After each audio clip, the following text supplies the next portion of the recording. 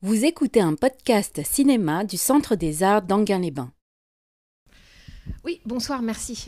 C'est pas parce que c'est l'un de mes films de Renoir préférés que vous êtes obligé de l'aimer, et j'espère que vous pourrez d'ailleurs prendre un petit peu de temps pour partager votre ressenti, parce que si vous venez depuis le début plus ou moins de ce cycle, vous aurez compris, et ça va s'accentuer avec les dernières séances, que Jean Renoir est finalement quelqu'un qui se réinvente quand même pas mal et qui, au début des années 30, on peut le croire parti sur une piste de cinéma classique, social, auquel on est habitué, et pour cause, parce qu'on a vu plusieurs fois souvent La Grande Illusion et La Bête humaine. Donc on arrive à le situer, mais vous allez voir que plus ça avance et plus il fait des sortes de pas de côté qui peuvent aussi nous dérouter, nous, en tant que spectateurs. Qu'est-ce qu'on a devant nous Et il me semble que c'est aussi l'intérêt de faire un cycle Renoir que de voir ces réinventions, ces réadaptations, ces changements dans lesquels on a le droit de trouver une permanence, mais on a aussi le droit de trouver que là, il y a une forme de déséquilibre, et moi, c'est ce qui m'intéresse. Alors ce film-ci, Jean-Paul le disait, c'est après sa période hollywoodienne, donc on s'est bien sûr posé la question, on avait 9 séances avec vous, est-ce qu'on va passer des films américains de Renoir? Sauf que si on vous passait des films américains de Renoir, les autres qu'on vous a sélectionnés, il en manquerait. Donc on est quand même parti sur les films les plus intéressants sur les 9 films, et du coup il se trouve qu'il n'y en a pas directement de films réalisés à Hollywood. Donc je vous résume juste ce qui s'est passé pour Jean Renoir à Hollywood. Qui n'est pas inintéressant, mais qui n'est pas peut-être de la valeur, de la qualité de ce qu'on peut attendre de lui pleinement. C'est-à-dire qu'il ne s'est pas complètement épanoui à Hollywood, c'est un petit peu un euphémisme de le dire. Vous savez, on l'avait quitté avec La Règle du jeu, donc en 1939, et après, on pourrait dire ce qu'il a perçu comme un échec de réception de La Règle du jeu, dont les historiens ont établi que ce n'était pas un film qui avait été si mal reçu que ça. Mais en réalité, je pense que Renoir savait qu'il livrait là quelque chose de l'ordre d'une forme d'accomplissement maximal de complexité de ce qu'il pouvait faire. Et donc, il fallait une réception à la mesure et en même temps, je pense qu'il savait, et c'est dans le film, que le public n'était pas en mesure de comprendre toutes les dimensions ambivalentes et complexes de La Règle du jeu. Et ça, on en a un petit peu parlé la dernière fois, ce qui fait qu'il programme presque sa déception. Et donc, il a dit plus tard, après La Règle du jeu, après l'échec de La Règle du jeu, c'était soit j'arrêtais de faire du cinéma, soit je quittais la France. Et de fait, historiquement, s'il était resté en France pour continuer à travailler, et qui est l'idée de l'engagement de Renoir dans le monde, c'est que quand on est artiste, on continue tout simplement à travailler, à faire son art, et non pas autre chose hors de son art, eh bien, il aurait dû collaborer. S'il était resté en France, étant un cinéaste français de premier plan, il aurait forcément dû travailler pour ce qu'on a appelé la Continentale, donc cette espèce de firme créés par les Allemands en France, dans lesquels ont collaboré des gens qui n'étaient pas forcément des collaborateurs au sens politique du terme, mais voilà. Donc finalement, Renoir a quitté la France à la fin de 1940, va à Hollywood et va quand même réussir, alors qu'il parle un mauvais anglais, mais il a quand même quelques contacts, et puis il est très connu. Il va réussir à faire quand même 5 films à Hollywood, donc ça n'est pas rien, et je vous recommande de les voir, ils existent en DVD, certains vont même ressortir bientôt. C'est des films pas inintéressants, notamment L'Homme du Sud, qui a des petits accents un petit peu fordiens, et puis, par exemple, Journal d'une femme de chambre avec Paulette Goddard, donc Journal d'une femme de chambre d'Octave Mirbeau, qu'il avait longtemps voulu adapter, qui est un peu bizarre en studio hollywoodien, mais tout de même intéressant. Alors son dernier film, par contre, à Hollywood, La femme sur la plage, c'est un échec du point de vue de sa collaboration avec un studio. C'est le studio RKO, une petite major, avec John Bennett. Film, là encore, pas inintéressant, mais mal remonté par le studio. Voilà. Quelque chose ne va pas dans les contraintes auxquelles doit faire face Jean Renoir à Hollywood. Et on voit bien dans tous ces films qu'il n'y a pas cette spécificité, quasi cette touche de génie, je trouve, qu'on trouve dans ces autres films. Alors, Le fleuve, j'en arrive au fleuve, c'est en fait le dernier film américain de Jean Renoir. Donc c'est son dernier film en anglais. Alors c'est un anglais puisqu'il est adapté d'un livre d'une Anglaise qui a grandi en Inde, Rumer Godden. Et c'est donc son dernier film en langue anglaise. Et c'est son premier film en couleur, très important. Et vous allez voir comment qu'est-ce qu'il fait avec la couleur. Et ça, je ne vous le commenterai pas maintenant, vous allez le voir.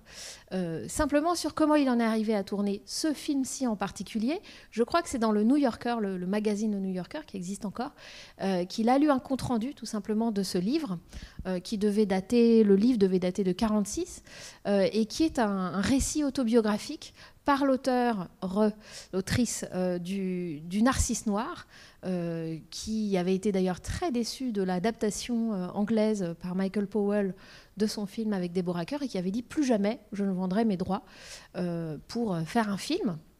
C'était un film de studio. Bon, elle n'avait pas du tout aimé ce côté très studio, refait du cinéma. Et puis, donc, Renoir lit le livre, l'aime beaucoup, la contacte, achète les droits parce que l'agent la convainc que c'est Jean Renoir, et puis surtout parce que Jean Renoir est allé voir en Inde, il a fait un voyage, et lors de ce voyage, il a contacté la sœur de l'autrice, de la romancière qui vit encore en Inde, et il est allé voir leur maison d'enfance. Et quand elle a su ça, c'est le détail qui l'a convaincue de vendre les droits, parce qu'elle ne connaissait pas très bien le cinéma, et pour elle, Jean Renoir, ce n'était pas un grand cas. Mais par contre, quelqu'un qui est allé passer la nuit dans l'endroit où elle a grandi, il y a là quelque chose qui l'a intéressée. Donc, ces circonstances ont rencontré l'échec que Renoir a eu d'aller présenter son projet aux studios. Les studios ont dit quoi ? Un film qui se passe en Inde, il n'y a pas de tigre, il n'y a pas de lancier du Bengale, il n'y a pas d'éléphant, c'est pas pour nous, c'est pas pour Hollywood.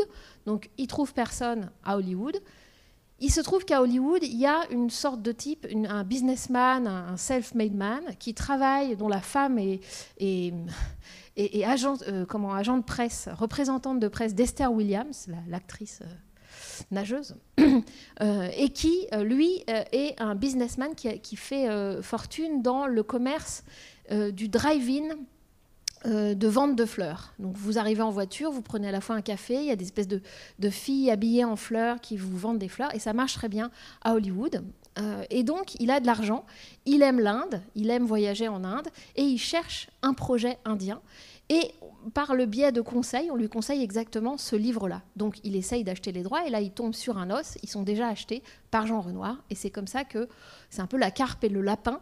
Ce producteur qui est pour la première fois producteur, qui s'improvise producteur, va faire un film avec Renoir. Donc vous imaginez qu'il ne va pas comprendre tout à fait les façons de fonctionner de Renoir, mais enfin, bon an, mal an, ils ont quand même fait ce film. Voilà, c'était juste pour vous dire les conditions, disons, matérielles qui ont mené à ce film.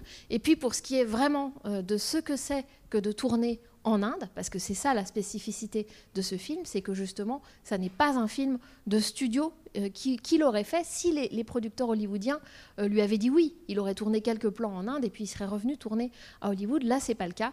Tout a été tourné sur plusieurs mois autour de Calcutta. Donc vous allez voir que bien sûr, c'est très important, cette dimension-là locale. Et puis pour ce qui est du détail, on verra après. J'espère que le film vous plaira, et aussi qu'il vous plaise ou non, que vous me ferez part de ce que vous en aurez pensé. Voilà, c'est un peu long, mais voilà, bon film. Peut-être je me lance par un bout, et je vais faire chronologiquement. On peut dire qu'on commence par le voyage, on commence avec ces plans qui peuvent paraître un peu décousus quand on y repense, c'est-à-dire tous ces plans documentaires, bien sûr avec l'ouverture d'abord, avec ce qu'ils appellent dans le film Ringala, qui a d'autres noms, donc cette tradition de dessin à la farine de riz, comme une sorte de programme d'accueil du film, enfin, qui est une façon de visualiser le dessin, un dessin qui sera celui du film. Mais ensuite, il y a donc ces plans documentaires.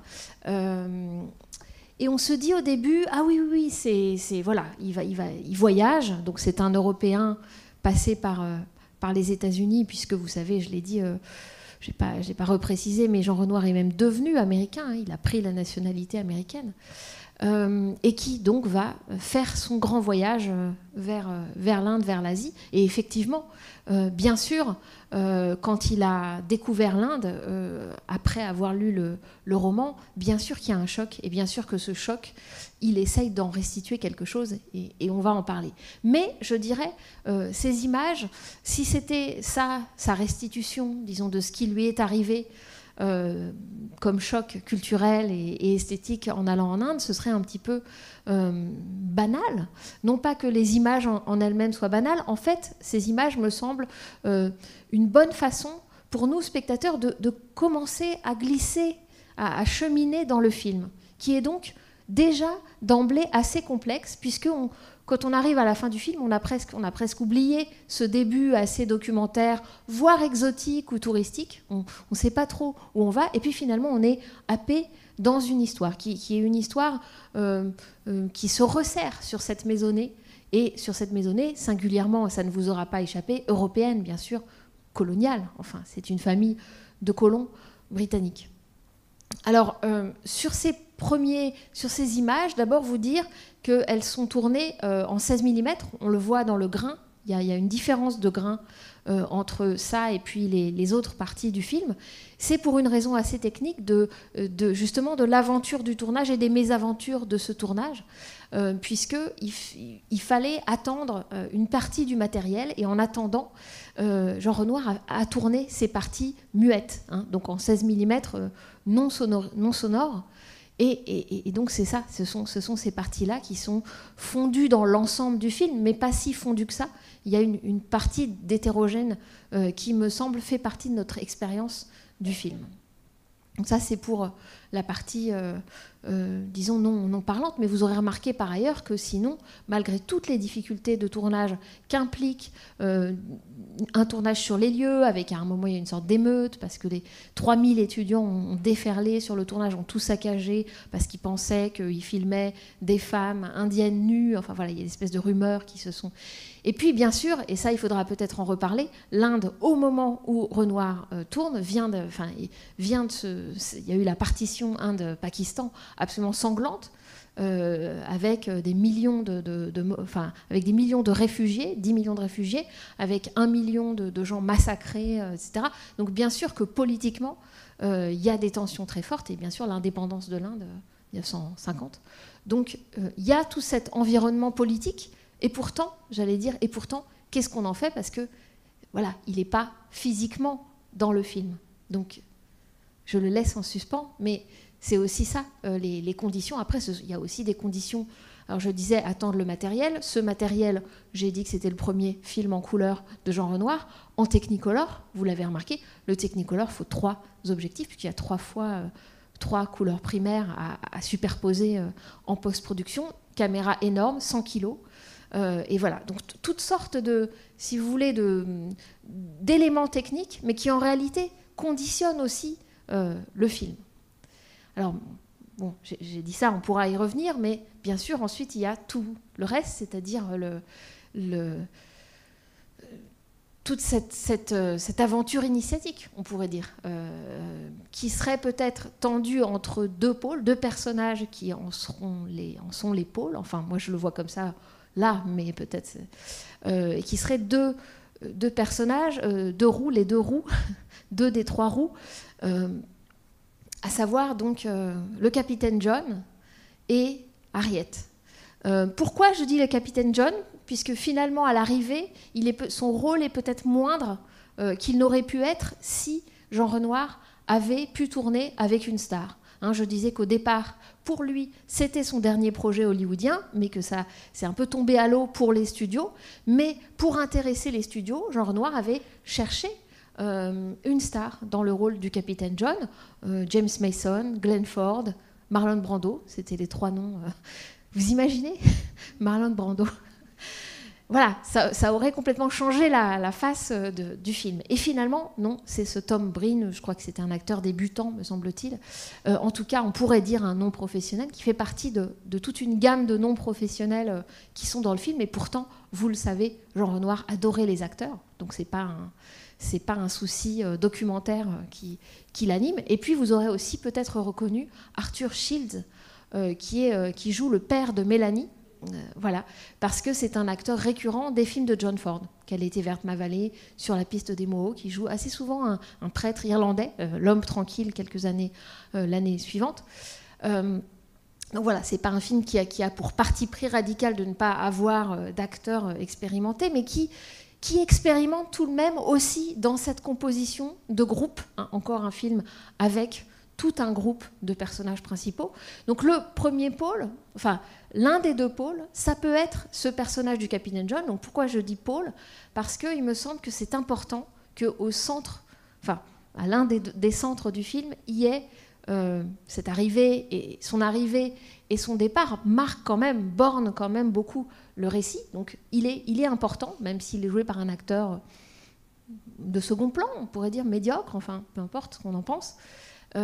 Parce que c'est un homme blessé. Voilà, c'est ça qui me semble important, bien sûr, dans le film. C'est ce qu'il travaille de la blessure, de la mutilation, en l'occurrence de guerre. Et vous savez que biographiquement, c'est très important pour Jean Renoir, puisqu'il est retourné, enfin, il a été blessé 3 fois et qu'il a failli être amputé, que sa mère est allée au front supplier le médecin militaire, convaincre le médecin militaire de ne pas opérer, et elle a eu raison puisqu'il a survécu, mais enfin c'était un risque, et donc il en est resté avec toujours un boitement jusqu'à sa mort en 79, et d'ailleurs mort, il me semble, due à la réactivation de cette espèce de blessure qui était quand même toujours là.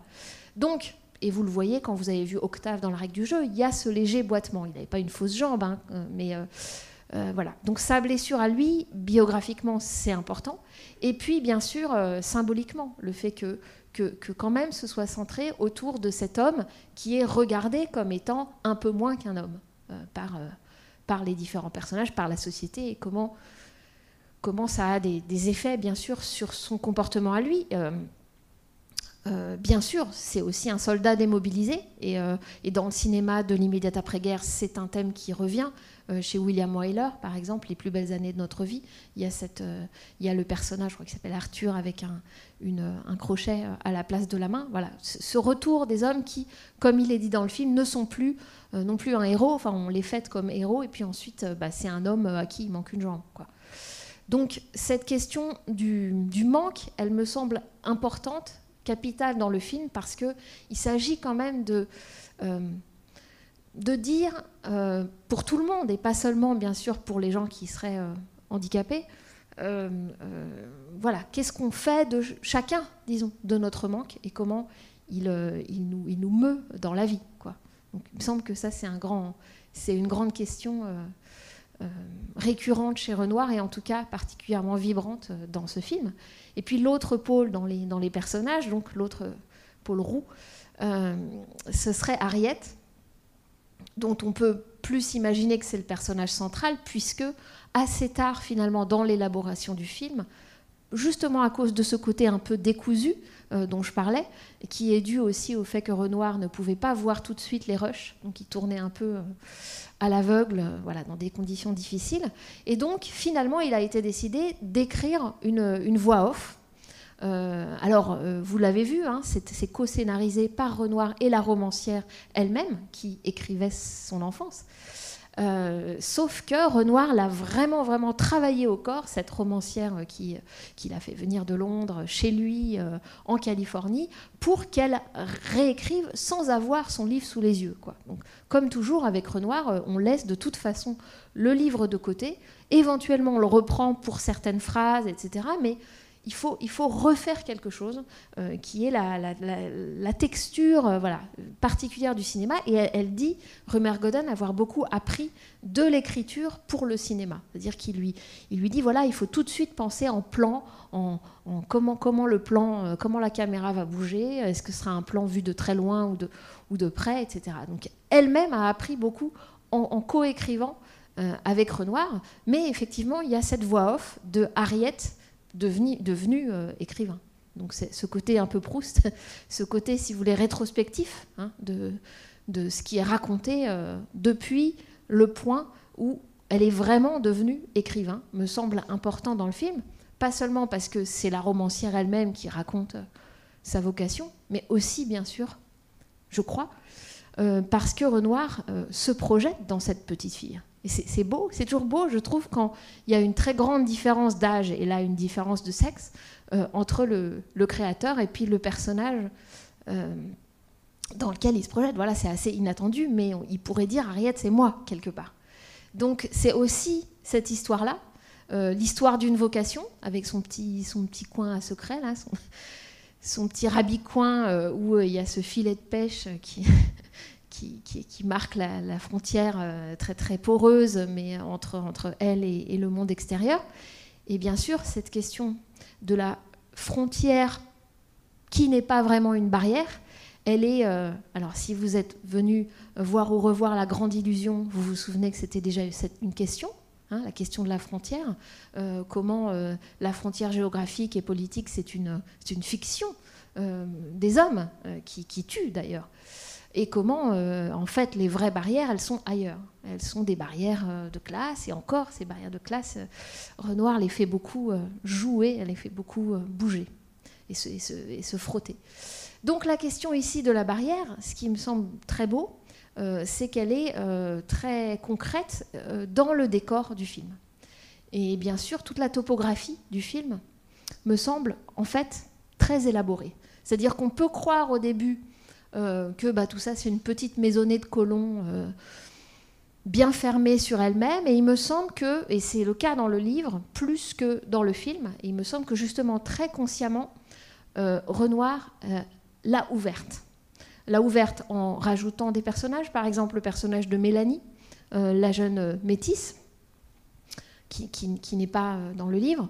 Et puis il l'a ouverte parce que le travail avec son décorateur Eugène Lourier, qui a d'ailleurs écrit ses mémoires, donc c'est excellent parce qu'il raconte tout son travail sur différents films, notamment hollywoodiens et pas de Jean Renoir, et notamment aussi La Grande Illusion, La Règle du jeu. Enfin, voilà, c'est vraiment un livre assez passionnant où il raconte très concrètement comment les décors ont été faits, les décors, la lumière, les couleurs.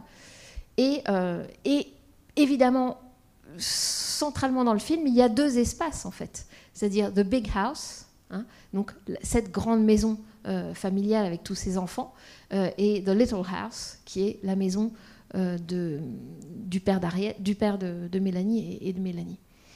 Et vous aurez noté que ces espaces sont séparés par une espèce de mur, de muret, mais qui est vite enjambé, qui n'est pas tout à fait, qui est déjà un petit peu amoché, raboté, et que justement, c'est cette porosité-là qui intéresse. Qui rend le décor intéressant. Alors qui fait circuler bien sûr les enfants chez la moins riche et métisse Mélanie. Donc voilà, il y a un petit peu là de circulation possible, qui fait aussi que Valérie débarque toujours un petit peu à l'improviste sur son cheval, et qui fait aussi quand même un petit peu, qui favorise un petit peu l'ouverture sur l'extérieur, même si ça reste... Il y a le portier, le fameux portier qui était en fait le chauffeur de taxi qui a accueilli Renoir au début à son arrivée, puis finalement il l'a embauché. Et ce portier, voilà, qui ouvre et qui ferme, mais on voit quand même avec la profondeur de champ ce qui se passe un petit peu à l'extérieur. Et puis cet arbre qui est le figuier, comment ça s'appelle, un figuier voilà, des pagodes, merci, qui est cet arbre devant lesquels les femmes viennent prier pour leur fécondité, et qui, vous l'aurez remarqué, donne à la fois dans le jardin et à l'extérieur. Donc voilà, il y a finalement tout ce travail sur le décor qui n'est pas du tout décoratif, qui est absolument vital, disons, à l'économie de circulation du film et de circulation des personnages, entre classes, entre les âges, entre l'intérieur et l'extérieur, tout le temps.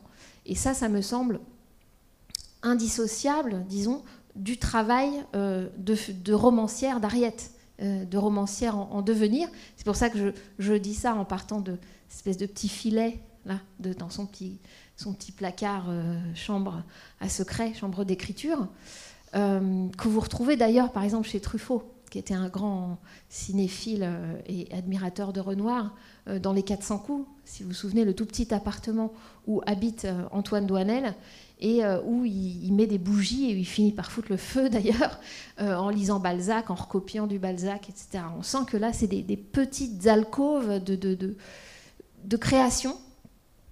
Et donc ce personnage-là de romancière en devenir, il est, je crois, d'autant plus important dans le film qu'il nous donne une perspective sur le marivaudage amoureux, on pourrait dire, qu'il y a les jeux de l'amour et du hasard, un peu comme on les voyait dans cette circulation, dans la règle du jeu, où il y avait souvent une femme et plusieurs hommes. Là, c'est un homme, le capitaine John, et plusieurs femmes autour, mais où on pourrait justement trouver que tout ce jeu amoureux dans le film, n'est-ce pas un peu, un peu léger, tout ça, n'est-il pas un petit peu...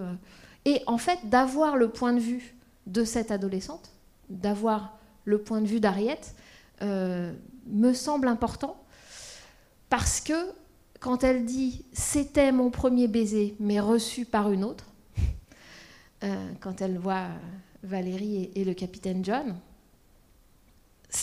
c'est presque comme si... Et là encore, je pense à Proust. Pourtant, c'est pas devenu un aussi grand écrivain que Proust, peu importe. C'est justement ce qu'il faut lâcher, disons, ce qu'il faut déléguer, ce qu'il faut ne pas vivre, on pourrait dire, pour le vivre en littérature, pour le restituer, même si c'est vrai, quand elle dit « c'était mon premier baiser, mais reçu par une autre », voilà. Il y a quelque chose là de l'ordre de ce qui est perdu quand on crée, ce qui doit se perdre, ce qui doit se payer, disons, pour être créateur, qui me semble être quelque chose que Renoir a compris et a vécu lui-même. Donc, voilà, peut-être c'est une banalité sur la création, je ne sais pas, mais dans la façon dont le film est mis en scène, il me semble que c'est quand même un moment important. Et les moments importants, vous l'aurez remarqué, sont aussi des moments où ce sont des scènes du regard dans le film. C'est-à-dire qu'il y a une multiplication de moments où on est renvoyé, nous spectateurs, à l'idée même de point de vue. Il y a des gens qui sont en train de regarder quelque chose qui se déroule, mais de façon vraiment très très répétée. Alors si vous êtes venu voir ou revoir Partie de campagne, vous vous souvenez qu'il y avait déjà ça de manière très forte, quand de l'intérieur de l'auberge, les deux dragueurs ouvraient la fenêtre et regardaient Henriette sur la balançoire. Et elle était vraiment phagocytée, on pourrait dire, par les regards, parce qu'il y avait aussi ces séminaristes qui passaient. Bon. Donc il y avait une espèce de multiplication des points de vue sur cette jeune fille qui savait très bien qu'elle était regardée. Et on a un petit peu quelque chose dans le personnage de Valérie, hein, la vampe du film, dans cette scène où finalement tout ce qu'elle vit, aussi bien la scène pendant la fête de Diwali sur l'escalier, où elle va essayer de prendre à part le capitaine John, et puis ensuite la scène où elle se retrouve à l'embrasser dans l'espèce de bosquet, Grove, voilà, qui sont des scènes un petit peu jumelles, et où à chaque fois, elle est entièrement phagocytée par les regards des autres, et où on est forcément renvoyé, nous, spectateurs, aussi à notre point de vue, notre point de regard. Et puis, bien sûr, ces nombreux plans où on voit les enfants, donc les petites filles, en train de regarder à la balustrade de pierre, entre la balustrade de pierre, aussi bien à l'arrivée du capitaine John, donc joie, désir, etc., et aussi, bien sûr, au moment des funérailles de Bogey, avec les larmes, et puis à la fin, cette petite balustrade de fer forgé, cette fois verte, après la naissance, et où, à mon avis, il y a encore un effet de rime entre le moment où elles écrivaient la petite lettre à l'arrivée du capitaine John, hein, et où Harriet dit notre maison, le Bengale, le fleuve, le Bengale, l'Inde, le monde. Et puis à la fin, c'est pareil, on a la caméra qui passe par-dessus sa tête, et on a aussi ce mouvement d'amplitude du plus petit au plus grand, du plus vaste. Donc vous voyez que le film est aussi brodé comme ça sur des effets de rime et de reprise, où à chaque fois autre chose est dit ou ajouté. Mais voilà, pour vous montrer un petit peu quelques points de complexité finalement. Et je dis complexité parce que je sais qu'il peut aussi être reçu, à première vision, et pourquoi pas, comme un film assez mièvre. Enfin voilà, pourquoi on devrait s'intéresser aux petites amourettes de cette petite famille de colons qui ne connaît pas grand-chose, qui vit un petit peu hors du temps, hors du politique aussi, je l'ai dit. Et voilà, c'était un peu mes réponses. Oui, il faudrait peut-être... là, je peux peut-être... Rapidement, oui, effectivement, il y a plusieurs thèmes qui s'entrecroisent. Il y a celui de l'enfance également, qui est un peu un thème universel, le thème de l'enfance. Il y a l'enfance finissante et il y a vraiment une rupture avec les premiers émois et passage progressif à l'âge adulte. Il y a cette phrase qui est magnifique. Enfin, ces jeunes filles qui se complaisaient dans l'onirisme. Il y a cette phrase de Valérie qui dit « Mais je ne voulais pas de la réalité ». Après, ça ouvre vraiment sur... Effectivement, quand elle dit « mais c'est trop réel », c'est-à-dire que le baiser lui-même, d'ailleurs elle tremble de tout son corps, et on pourrait se dire « ah bah oui, premier baiser », ça. Mais en fait ce qu'elle dit c'est carrément « je ne voulais pas que ça devienne réel ». Donc c'est autre chose que ce qu'on pourrait attendre du premier émoi, enfin c'est réel. Non, elle dit voilà, non, moi je voulais que ça reste irréel. Et cette question, elle est importante. Il me semble qu'elle résonne aussi justement avec la vocation d'Harriet et avec, là encore, moment complètement hétérogène et d'une audace finalement incroyable du film, qui est le moment d'écriture d'Harriet, où on visualise ce qu'elle a imaginé dans la partie fiction de son journal, on pourrait dire. Ce cahier à deux faces où il y a un côté journal intime et de l'autre côté des histoires qu'elle raconte.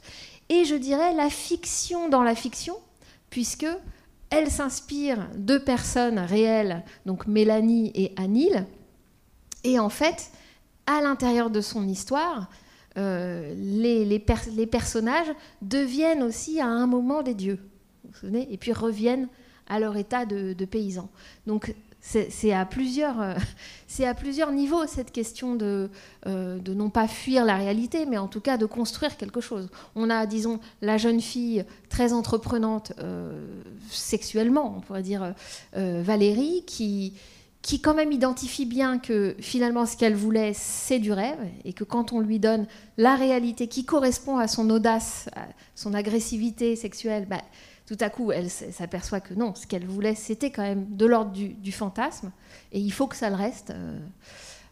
Et puis, de l'autre côté, quelqu'un qui a encore un autre rapport au rêve, au fantasme et à la fiction, et qui est Harriet, mais qui va très loin, Harriet, parce qu'il s'en faut peu pour qu'elle en meure. Je veux dire, elle se jette quand même de la barque. Alors, certes, dans le montage, comme il y a cette voix off rétrospective, on n'est pas trop inquiet.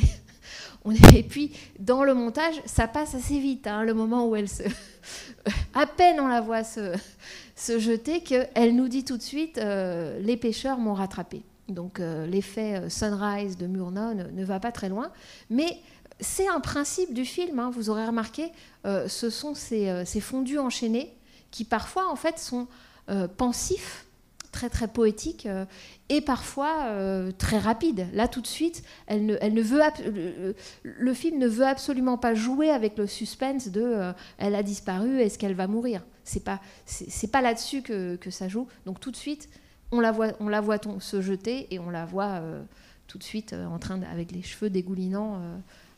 Déjà ramassé. Donc voilà, c'est l'une des choses, par exemple, que ne souhaite pas faire, qui serait Renoir, qui serait justement cette manipulation de spectateur, cette direction de spectateur que par exemple, Hitchcock aime tellement faire.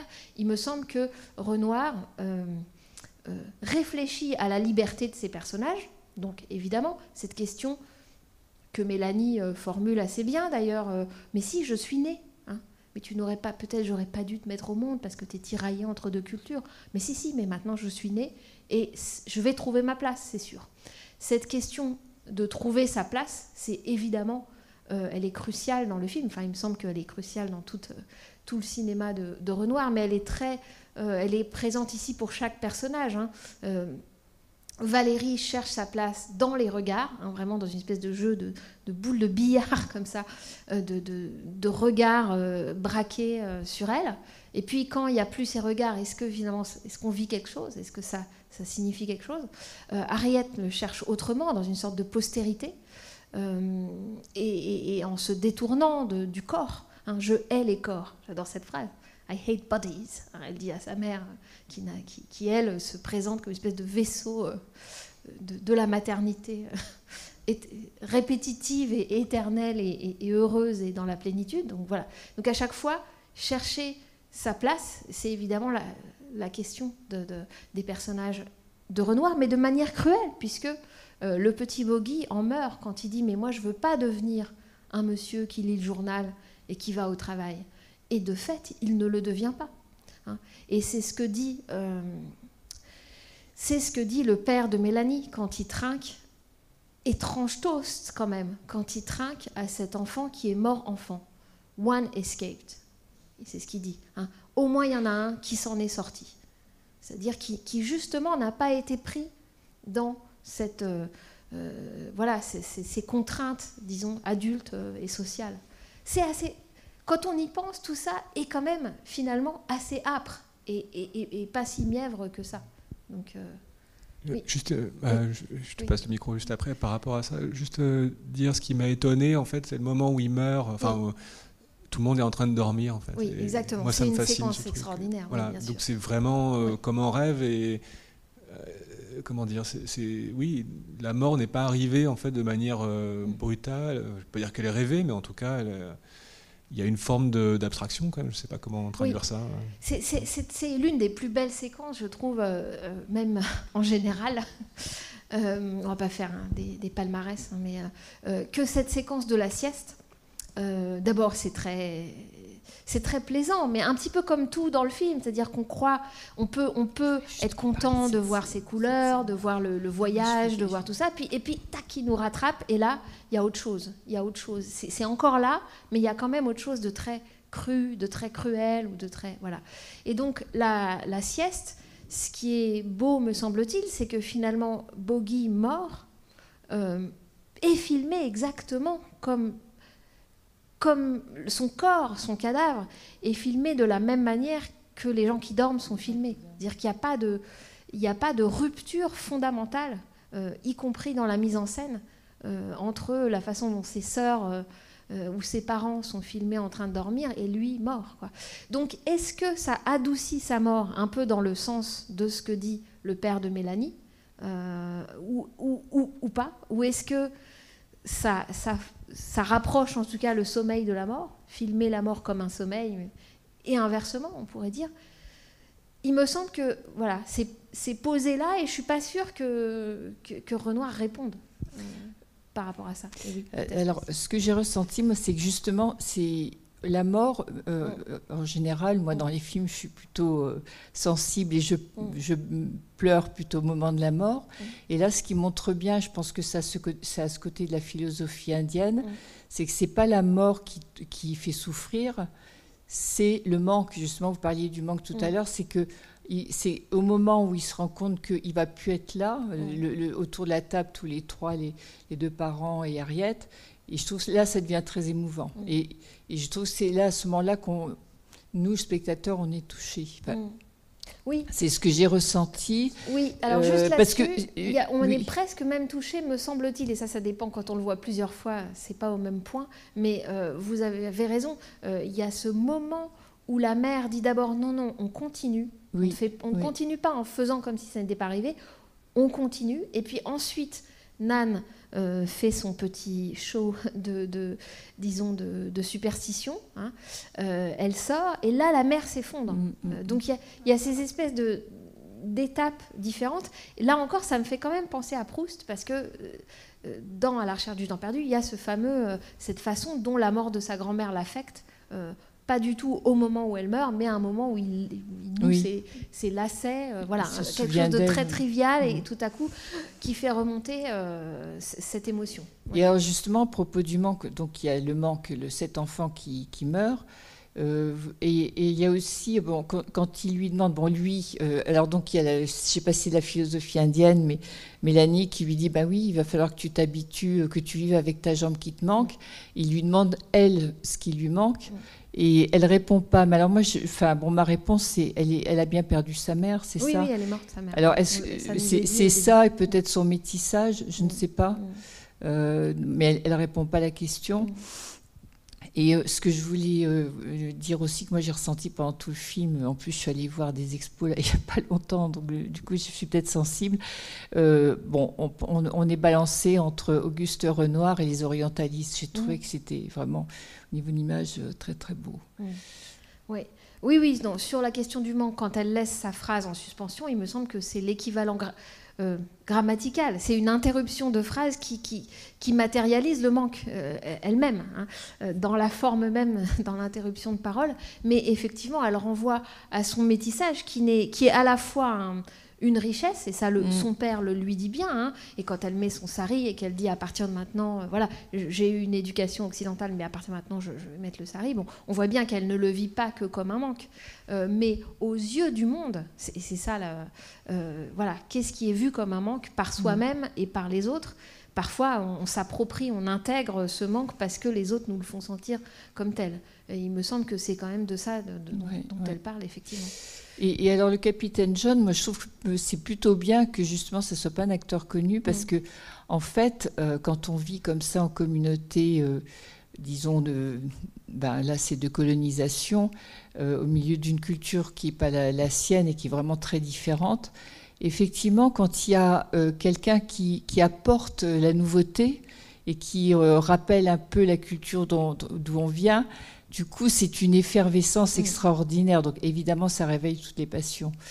Et même s'il n'est pas très passionnant, ce capitaine John, je trouve justement, c'est ce qui est intéressant. C'est que même s'il n'est pas passionnant, ce qui est intéressant, c'est la nouveauté. Oui. Et là encore, je pense que Renoir est très fort comme scénariste, même s'il n'a jamais souligné ça dans ses films. Il a toujours retravaillé le scénario. Et là encore, de même, je dis encore parce que dans la règle du jeu, l'aviateur qui est au centre de toutes les passions de cette maîtresse de maison, Christine de la Chênaie, quand nous on le voit, c'est justement un acteur qui n'est pas très intéressant, cet André Jurieux dans la règle du jeu, qui est un héros national, mais qui, nous, quand on le voit en société, il ne brille pas spécialement, voilà, qui a l'air un peu bête, gentil, mais voilà, sans plus. Et il me semble que Renoir a l'œil pour ça, c'est-à-dire a le sens, a le flair de mettre un peu des centres vides dans ses films. Parce que peu importe les qualités intrinsèques de ce personnage-là,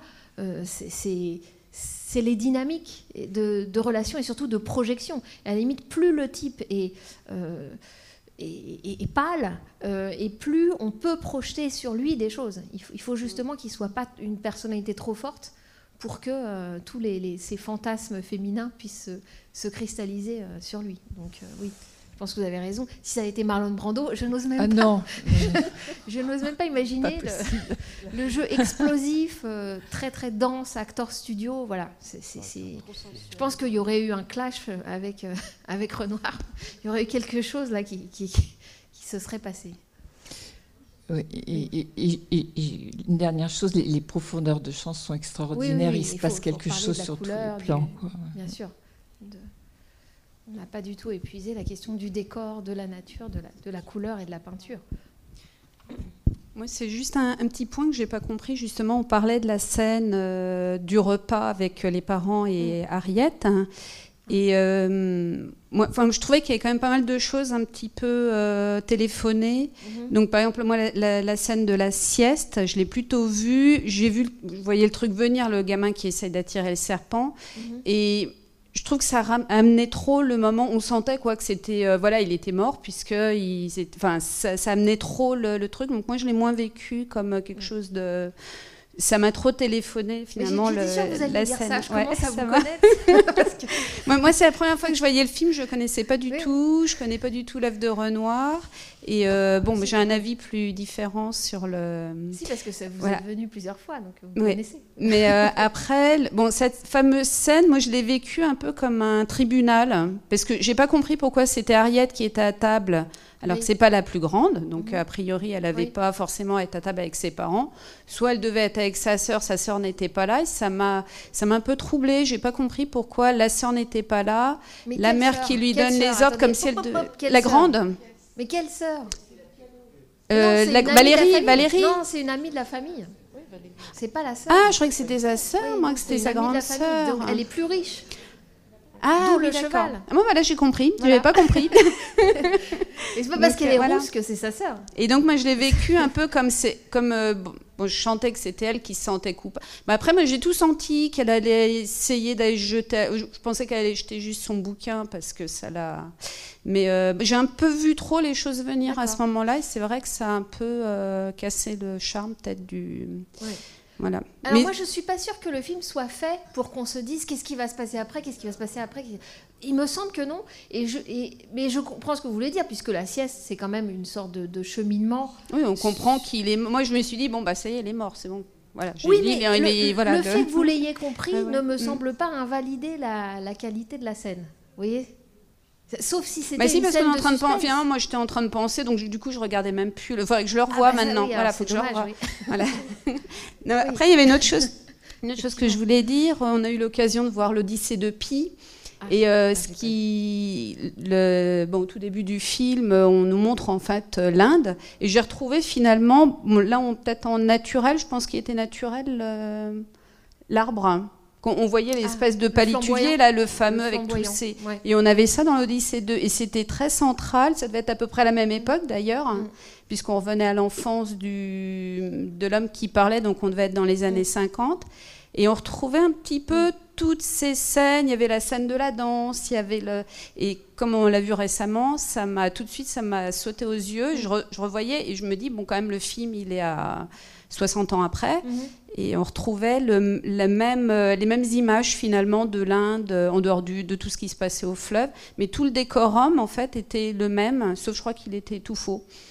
C'était en image de synthèse. Là, alors, sur cette question, il faut peut-être quand même en parler de couleur locale, justement. On pourrait croire, on pourrait se dire, Renoir... il va être différent, il va se singulariser et il va justement pas aller chercher de la couleur locale. Il va trouver autre chose. Il va trouver autre chose. Et en fait, il me semble que là, ce qu'il fait, c'est qu'il radicalise l'idée même de couleur locale. Je ne sais pas s'il le fait tout à fait consciemment au sens de l'expression couleur locale, mais il va en fait plus loin. Au lieu de se dire, non, moi je suis pas un touriste, je vais pas faire de tourisme. Il me semble que c'est plus intelligent. De même que d'ailleurs Rossellini, quelques années plus tard, aura aussi, avec India, le film qui s'appelle India, commence comme un documentaire, et puis finalement il fait des espèces de fiction à partir de personnages réels, de gens qui ne racontent pas leur vie, qui sont racontés, mais une espèce de mélange entre documentaire et fiction. Donc il expérimente aussi, et vous savez que Rossellini a beaucoup travaillé après pour la télévision. Donc il y a aussi ces deux personnes, ces deux cinéastes de la même génération qui sont intéressés par les potentialités de la télévision, y compris de quelque chose d'impur, qui ne soit pas justement faire du chef-d'œuvre, faire du grand cinéma. Bon. Alors sur la question de la couleur locale, c'est là où je dis qu'il complique les choses. D'un côté, on reconnaît les temples, les escaliers qui mènent dans les eaux purificatrices, effectivement, toutes ces choses qu'on peut voir soit en voyageant en Inde, soit dans des livres d'images, soit dans des documentaires, etc. Donc on peut se dire, finalement, il met juste une famille là-dedans. Il me semble que c'est quand même plus compliqué et que justement, ça passe par le travail de la couleur. Premier film en couleur, si je suis Jean Renoir et que je suis le fils d'Auguste Renoir, que non seulement j'admire, mais sur lequel je suis en train de préparer, l'air de rien, parce que je me suis quand même ennuyée à Hollywood, des documents, et je suis en train de préparer les mémoires de mon père, je suis en train de préparer le livre qui va sortir en 62, qui s'appelle Pierre-Auguste Renoir, mon père. Donc il est déjà en train de penser à ce qu'il va écrire sur son père. Évidemment, je fais mon premier film en couleur. C'est un enjeu énorme, en fait, l'air de rien. Donc, c'est pas parce qu'il faut faire du Renoir à l'écran, mais parce que c'est forcément un enjeu, cette question de la couleur et du rapport du cinéma à la peinture. Donc, on l'a un peu vu avec Partie de campagne, où il y a tout un jeu avec les tableaux connus du père, mais en même temps déjoués parce qu'il n'y a que du mouvement, et que montrer quelqu'un qui fait vraiment de la balançoire, c'est pas pareil que le tableau, la balançoire. Donc voilà, c'est aussi se différencier tout en ayant tous ces modèles en tête. Là, avec la couleur, se pose encore cette question, me semble-t-il. Et alors, certes, on est en Inde, donc avec tout un ensemble de couleurs. Deuxième complexité, on est en Technicolor, et vous savez que le Technicolor, avec ses 3 couleurs primaires superposées, traduit la réalité. Donc les couleurs Technicolor ne sont pas les couleurs réelles. Donc on est obligé de les traduire. Si on veut avoir telle couleur à l'écran, il faut en mettre une autre. Or, quand on n'a pas les rushs, il faut attendre une semaine au moins pour avoir les rushs qui reviennent de Londres, qui font l'aller-retour. On tourne quasiment à l'aveugle. Il fait un petit peu des essais, c'est désastreux au début, parce que les couleurs sont trop saturées, ou parce qu'il n'a pas reçu l'équipement lumineux suffisant pour que son chef opérateur Claude Renoir, qui a pourtant fait un stage à Londres avant de partir chez Technicolor, il n'a finalement pas reçu la lumière suffisante. Bon. Donc ça, c'est des questions techniques, mais qui sont très importantes, puisque le film, ça va être un film très travaillé du point de vue de la couleur. Et il me semble quand même qu'il y a des choix assez qui peuvent faire penser, pour le coup, à Auguste Renoir. D'abord, des choix de peau. La rousseur des 3 personnages est quand même quelque chose qui fait forcément penser au modèle de Renoir, et notamment à Gabrielle, la chère nourrice de Jean Renoir, avec qui il vit en voisin en Californie très à ce moment-là. Donc évidemment que Valérie, elle peut faire penser à Gabrielle jeune. Et puis il y a tout ce travail autour de la rousseur, je dirais, des costumes et des décors. Parce qu'il me semble qu'il y a tout un travail, par exemple, de dégradé entre le beige rosé, le vieux rose, le orange. Toutes ces couleurs-là, il n'y en a pas une seule, c'est pas un seul orange ou roux, c'est vraiment tout un dégradé très diffracté en beaucoup de couleurs. Et au contraire aussi, le bleu et le mauve, des robes de Harriet et de sa mère, par exemple, qui tranchent complètement par rapport à ces tons plus roux, orangés, sable. Donc finalement, il fait des choix, là encore, très, on pourrait dire nuancés. C'est-à-dire que parfois, c'est saturé, les couleurs, et parfois, il pastélise cette nature qui est, elle, au contraire, à l'état naturel, très vive. Donc il fait repeindre des arbres, il fait repeindre de l'herbe. Il n'est pas en studio, hein, mais il fait repeindre de l'herbe, il fait mettre des fausses fleurs de bazar sur le grand flamboyant. Voilà, tout est... De toute façon, Renoir, il s'en fout de ça. Je veux dire, ça ne le gêne pas de fabriquer un décor à partir de la nature. Il ne cherche pas à être naturel, c'est évidemment pas ce qui l'intéresse. C'est à chaque fois une transposition. Mais se pose cette question quand même de la couleur et de la picturalité de la couleur, parce que le risque, bien sûr, c'est aussi de figer le film, vous le savez, en tableau. Combien de films sont des tableaux et meurent d'être des tableaux. Donc il y a un peu toujours ce risque quand on a ce degré de picturalité, je ne sais pas si ça se dit, dans les films. Et il me semble qu'il sait ça, parce que c'est aussi le discours qui est tenu, enfin, disons l'expérience initiatique des jeunes filles sur le temps, hein, sur Valérie qui dit mais c'est trop réel, ou bien je ne voudrais pas que le temps passe. Enfin, ça y est, c'est mort parce que cet instant-là, il est déjà passé. Donc tout ce rapport au temps et ce refus de Harriet de dire mais moi je veux pas avoir d'enfant, I hate bodies, je ne veux pas que la puberté m'arrive, au fond. C'est aussi ça.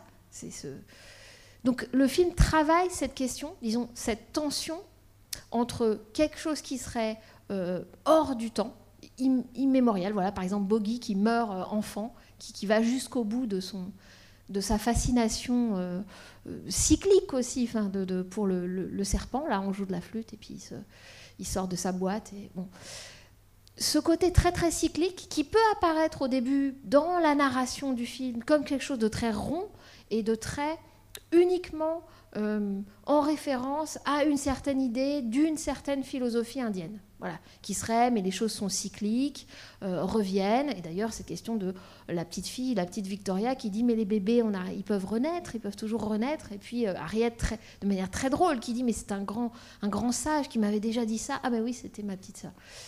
Alors oui, le film a ça. Et à la fin, la boucle est bouclée avec le bateau à vapeur hebdomadaire qui revient et qui reprend le capitaine comme il l'avait craché, comme il l'avait apporté.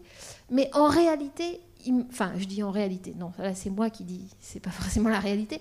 Il me semble que c'est encore mieux si on entend cette voix off rétrospective comme l'un des points de vue. De même que chaque chose qui est dite par un personnage n'est pas le point de vue du film. Donc on a des moments un peu de sentencieux, si on veut, dans le film, importants. Par exemple, le père de Mélanie qui parle de sa philosophie du digestivisme. Hein, il faut digérer le monde. Et Mélanie elle-même qui dit au capitaine John, consentez. Consentez. Il faut consentir au monde. Et c'est important quand on a un deuil complètement injuste, parce que sinon on ne peut pas continuer. C'est ce que dit la mère aussi à table. On n'oublie pas, mais on continue à vivre. Donc tout ça va dans un sens, qui est le sens, effectivement, qui a été apporté à Renoir quand il a eu le choc de l'Inde et qu'il a découvert une partie de sa philosophie hindouiste, puisque vous savez que le personnage qui joue Mélanie, qui s'appelle Radha, est une danseuse classique qu'il a rencontrée à Bénarès, dont le père a un institut de théosophie, où va aller se reposer d'ailleurs Renoir après le tournage. Et donc c'est aussi une intellectuelle, c'est aussi une universitaire qui a étudié le sanskrit, etc. Donc tout ça est lié. C'est pas, bien sûr que c'est aussi cette découverte des apports de la philosophie indienne, disons panthéiste. Oui. Et en même temps, on peut se demander, connaissant Renoir et connaissant la complexité, par exemple, des points de vue dans la règle du jeu, si vous êtes venu vous souvenez, ce personnage de Dalio, qui est à la fois machiavélique et à la fois superbe, enfin voilà. Bon, on peut se demander si le film ne renvoie pas à un autre manque. Je disais qu'il était ponctué, scandé par ce manque qui crée le désir, manque qui crée aussi la blessure, la souffrance, le trauma. Si lui-même n'était pas pris dans une espèce de façon de désigner ce qu'il ne montre pas, à savoir justement le monde extérieur, politique, ce qui arrive à l'Inde politiquement et ce que les colons ne voient pas. Parce que ce qu'il filme, c'est quand même une famille de colons qui, comme il l'écrit, Renoir, une lettre, je crois que c'est à Claude Renoir, son neveu, mais je ne suis pas tout à fait sûre que ce soit lui, une famille qui vivent de colons britanniques qui vivent comme des prunes sur un pêcher. Voilà, ils sont là, mais en même temps, ils s'imprègnent des traditions, etc., de ce qu'ils aiment, de ce qui leur plaît. Autour, on voit, ils achètent des cerfs-volants. Bon, il y a un petit trafic, il y a un commerce, il y a le commerce du jute, etc. Et en même temps, ils prennent pas tout. Et de même que le film ne montre pas tout et ne montre pas certains aspects beaucoup plus cruels, réels. Enfin, justement, cette fameuse réalité que refuse Valérie. Voilà, il me semble que le film, sans le faire, peut-être suggère par la démultiplication des points de vue qu'il ne tient pas le même propos, lui, en tant que film, que ses personnages. Mais ça, voilà, c'est une espèce d'horizon, on n'est pas obligé de le ressentir. On peut aussi ressentir le film, au contraire, comme une sorte de plein, enfin, de plénitude, de boucles bouclées, de propositions panthéistes digérées par Renoir. On n'est pas... Non, du coup, je voulais faire une remarque là-dessus, sur ce que tu dis sur le rapport au monde extérieur, etc., sur le colonialisme. Enfin, il y a l'usine en fait du père. Là, et en fait, il y a ce petit détail qui m'a marqué au début. C'est quand on a une séquence un peu documentaire où on voit les porteurs qui arrivent. Oui. Et en fait, ils prennent un coquillage. Au lieu de l'argent, en fait. Ouais. Et ça m'a vraiment frappé, parce que je me dis, mais en fait, oui, c'est vraiment au diapason du film, quoi. C'est une manière de déréaliser quelque chose qui, comme tu le dis, en fait, en réalité, après, on va pas rentrer là-dedans, mais oui, puis que derrière ça, il y a des rapports de travail, etc., qui sont qu'on peut ne pas regarder, mais qui sont là, et puis que dans une ambiance coloniale, c'est aussi, enfin, c'est pas, enfin, il y a les questions en fait, oui, des rapports de travail et en plus des rapports en fait de domination d'une nation sur une autre, etc. Enfin, mais tout ça est effectivement alors voilà, mis on de peut côté. se dire, soit le film masque tout ça et il a pu être critiqué pour ça. C'est-à-dire, voilà, la maturité venant, finalement, il part en Inde et puis il est tellement transporté par toute cette belle philosophie. Et effectivement, il y a quelque chose, il y a toujours ce risque-là de l'exotisme, y compris philosophique, et de ne pas voir... À mon avis, quand même, il y a derrière tout le Renoir des années 30, et donc il a une conscience sociale. C'est pas que sa conscience sociale, elle soit morte, mais on le lui reproche, effectivement. Lui qui a fait La vie est à nous, une espèce de docu-fiction extrêmement militant, Front populaire, lui qui a fait le crime de Monsieur Lange, où le salaud, le patron exploiteur, salaud de capitaliste, est finalement tué, et ça arrange tout le monde, et tant mieux. Comment il peut passer, flotter dans ce système, voilà.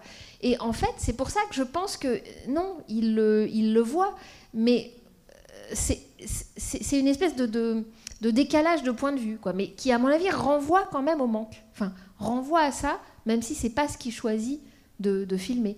C'est un petit peu ce qu'il esquissait déjà en 1939 dans La règle du jeu, en faisant ce qui apparaissait comme une fantaisie amoureuse, très théâtrale, très 18e, très légère, et où quand même il y avait finalement, c'était rattrapé par une très très grande cruauté de classe et de domination. Et, puisque un meurtre est appelé un déplorable accident, et que comme c'est celui qui raconte, c'est un aristocrate, c'est un dominant. Donc finalement, ce sera ça. Cette réécriture du pire, évidemment qu'il ne l'a pas oublié. Enfin, il me semble que Renoir ne l'a pas oublié. Et il a écrit un texte, Renoir, je crois qu'il est paru dans les cahiers du cinéma, il faudrait vérifier, qui s'appelle « Il m'est arrivé quelque chose », je crois. Et où il raconte ce il dit, voilà, en allant en Inde, il m'est arrivé... Alors, non, c'est pas en allant en Inde. Il dit « Il m'est arrivé quelque chose », c'est la Deuxième Guerre mondiale. C'est-à-dire que... c'est un peu ce que toute l'Europe vit à ce moment-là, mais cette idée de l'après-guerre, qu'on a pris un tel coup qu'il n'y a pas de retour possible, quoi. C'est un point de non-retour, ce qui s'est passé pendant la Deuxième Guerre mondiale. Alors lui, il était aux États-Unis, mais son fils combattait dans le Pacifique, entre parenthèses. Et donc, lui le sent très très fortement. On ne peut plus, il y a quelque chose qu'on ne peut plus faire, sauf que chez lui, ça se traduit non pas par un engagement plus grand, qui serait de dire, voilà, fini l'art, c'est plus possible, on ne peut plus faire de poésie après Auschwitz. C'est pas ça.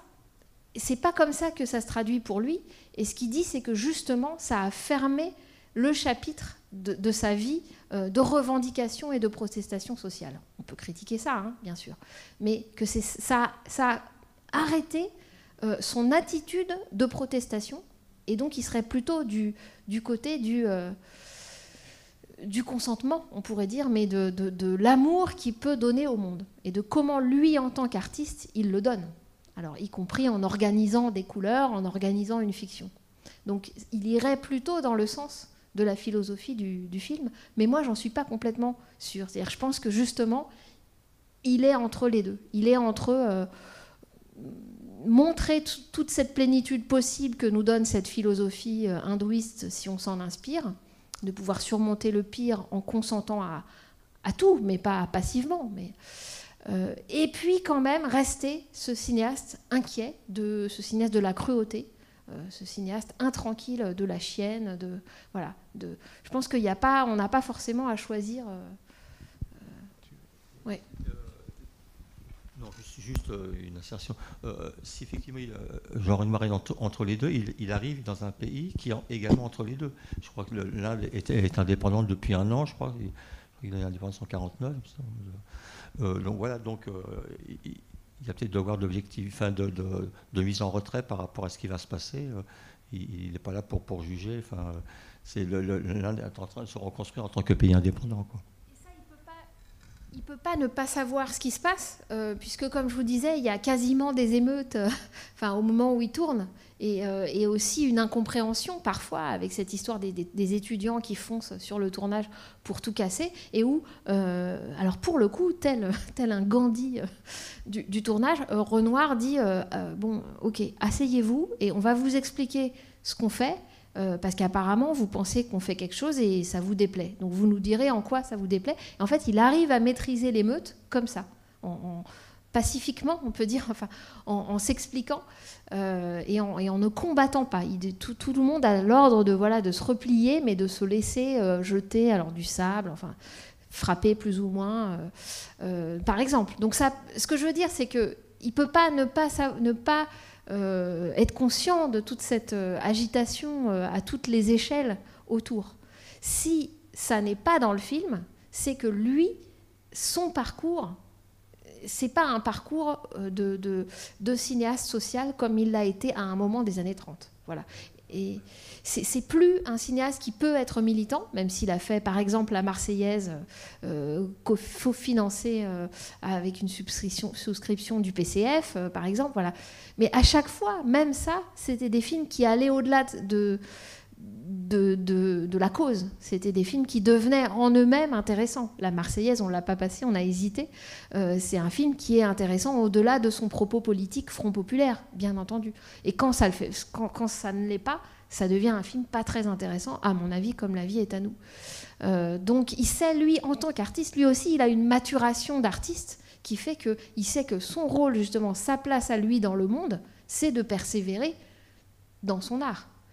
Sinon, ce serait faux. Enfin, ce serait une posture, disons, mais qui n'apporterait... ce serait Monsieur Tartampion qui... voilà. Donc lui, il sait ce qu'il doit apporter. Mais malgré tout ça, je pense que dans le film, dans cette diffraction des points de vue, il y a quand même quelque chose qui pointe vers un manque très très fort, quoi. Que ce soit par le trauma de guerre du personnage du capitaine John, que ce soit par le manque que vit la jeune fille qui ne vit pas son premier baiser. Enfin, voilà, tout ça pointe quand même vers ça.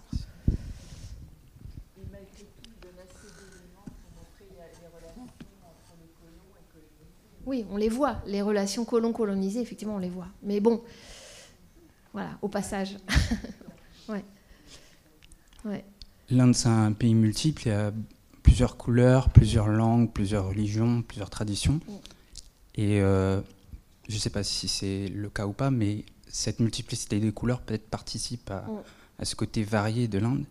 Et du coup, moi, j'ai été très attentif aux couleurs parce que vous avez dit qu'il y avait quelque chose à voir là-dedans. Et j'étais impressionné parce que c'est vrai qu'il y a une superposition pendant au moins la moitié du film, la moitié des plans. Il y a toujours une association entre les costumes et le décor, ou alors entre les objets et le décor. Les teintes se superposent en fait. Que ce soit par exemple la terre qui peut être un peu ocre avec des toitures, la balustrade avec telle robe. À un moment, on a le personnage, par exemple, de la métisse qui est près d'un rideau jaune, et elle est justement en jaune, et c'est perpétuel. À la fois, c'est festoyant de couleurs, à la fois, il y a une vraie intelligence de mariage en effet pictural hyper travaillé. Et ça, c'est caractéristique vraiment du film. Ça m'a marqué, en effet. Oui. Alors, on pourrait se dire que le Technicolor, finalement, tout le monde fait ça, puisque la couleur arrive et avec ce procédé. Et en réalité, comme je vous disais, comme c'est un procédé qui exige qu'on traduise les couleurs réelles, qu'on réfléchisse à ce que ça va donner, qu'on fasse des essais, et que donc une robe verte, elle peut paraître noire. Du coup, ce qui se passe, c'est que Technicolor a toujours cette conseillère Technicolor, qu'on voit toujours au générique, Nathalie Kalmus. Là, je crois qu'elle n'y est pas, justement, et qui s'impose sur les tournages hollywoodiens parce qu'elle est justement, c'est elle qui dit, il y a un code couleur, quoi. Il y a un code couleur à respecter parce que sinon, nous, firme Technicolor, on est déshonorés, si vous voulez. Si vous nous salopez notre travail, on va croire que c'est le Technicolor qui est pas bon, alors qu'en fait, c'est que vous aurez mal travaillé, vous aurez mal compris comment fonctionne la traduction, les codes du Technicolor. Sauf que ça, bien sûr, ça devient une dictature. Et que donc ça devient une espèce de schéma chromatique qui va qui va être obligatoire, disons, à Hollywood. Et je trouve que Renoir réussit très bien à y échapper. D'abord parce qu'en allant très très loin, on ne peut pas lui coller un conseiller technicolor au bout du monde. Et puis aussi parce que, comme je le disais, son neveu et chef opérateur qui travaillait déjà sur partie de campagne avec lui a fait une formation quand même, donc il n'arrive pas, il débarque pas complètement. Et puis bien sûr, il a cet œil pour les couleurs et surtout, à la fois, il comprend que la vivacité de couleur, il faut l'atténuer, ce qui est contre-intuitif. Hein. On pourrait se dire, on va en Inde justement pour ça. Et donc lui, parfois, il désature. Donc il pastélise, si on veut. Il y a des robes bleues, mauves, voilà, qui sont plutôt de l'ordre du pastel. Et parfois, au contraire, il garde la saturation. Tout ce qui est associé au personnage de Valérie, même quand elle a une robe verte, c'est un vert assez cru. Voilà. Donc il travaille les deux. C'est jamais un parti pris dogmatique. En fait, il me semble que l'absence de dogmatisme de Renoir, à la fois idéologique et esthétique, se fait particulièrement sentir là. Mais vous avez raison que l'accent mis sur la couleur est d'autant plus frappant dans le film qu'il choisit aussi de mettre cette fête du printemps. Donc j'ai encore oublié le nom alors que j'ai demandé à des Indiens du Sud, Holi, voilà, merci, l'autre jour, et où il a dû absolument être ravi de découvrir cette fête puisqu'il y a ce jeté de couleurs, ce jeté de pigments sur les gens. C'est d'un point de vue disons métaphorique de ce que c'est que de pouvoir s'envoyer dessus des couleurs. Il a dû être absolument ravi de ça, de ce que ça pouvait, lui fils de Pierre-Auguste, mais aussi voilà, intéressé par le travail de la couleur. Mais vous avez raison que finalement, repenser au film de cette époque, où bien sûr qu'il y a plein... Le Technicolor arrive, bientôt le format large, donc toutes ces nouveautés techniques, il n'est pas le seul à s'en saisir.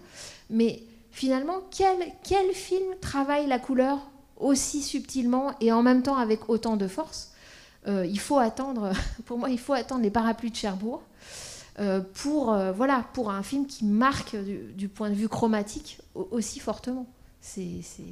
J'en oublie peut-être. Mais... Parce que c'est vraiment ça, en fait. Il y a toujours une association entre l'arrière-plan et ce qui est au premier plan. Oui. C'est vraiment des paires de couleurs qui sont... Les teintes sont vraiment quasi similaires. On se dit, quand même, ça a été fortement travaillé. C'est un parti pris. Alors oui, c'est un parti pris, mais qui n'a pas justement la rigidité d'un parti pris. C'est-à-dire qu'on ne peut pas... D'abord, il n'y a pas de symbolisme associé. Telle couleur égale la passion, égale la trahison. Enfin, jamais. Donc, il n'y a pas de code couleur symbolique. Et d'autre part, oui, quand vous dites parti pris, à la fois oui, parce qu'il y a un effet d'aplat.